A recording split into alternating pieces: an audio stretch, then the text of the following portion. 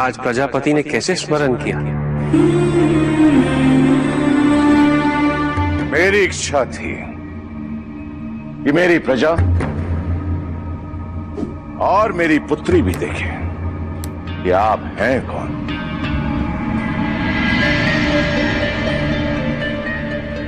आपकी ये प्रजा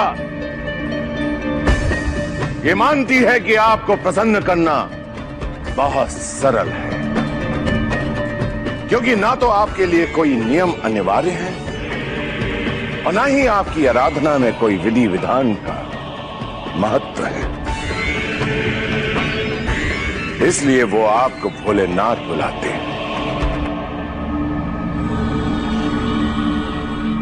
मूर्ख नहीं जानते हैं कि शिव की वास्तविकता तो इसके विपरीत है।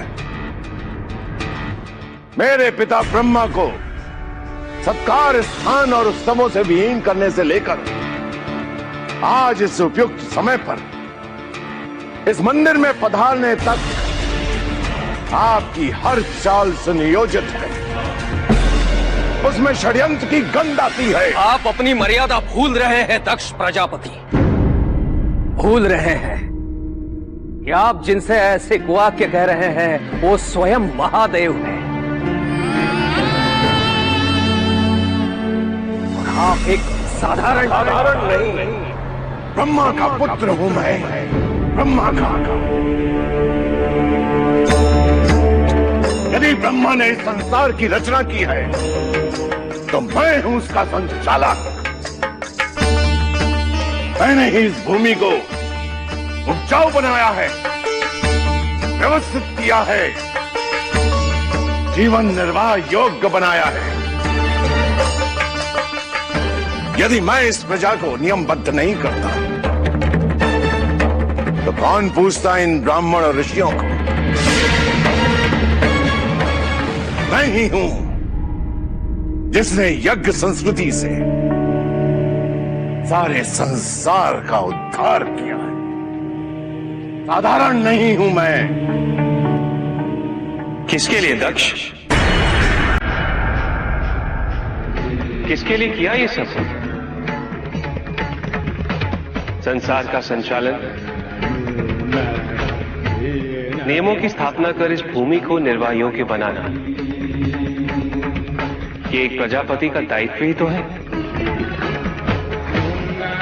इसी कारण आपकी उत्पत्ति हुई, तो फिर उपकार कैसा और किस पे? प्रजा पे? कैसे प्रजापति? अपने चारों ओर देखिए, वो सूर्य, ये पेड़ पौधे, मिट्टी, पवन, पशु भी, सब इस सृष्टि को चलाने में, संतुलित रखने में प्रतिदिन अपना अपना योगदान दिए जा रहे हैं। कभी किसी को अपनी महानता का बखान करते सुना है आपने?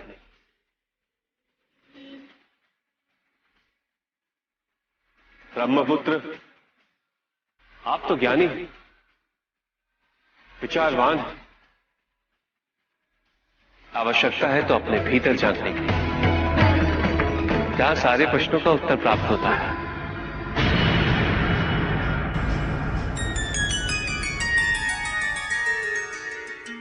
मैं तो वैरागी हूं, ना सम्मान का मोह, ना अपमान का भय, ना शत्रु, ना मित्र, ना कोई अपना, ना पराया, ना इस संसार से कुछ लेना, ना कुछ देना।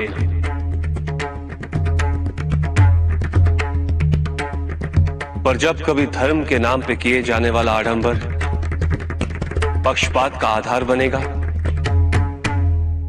मैं उसका विनाश अवश्य करूंगा।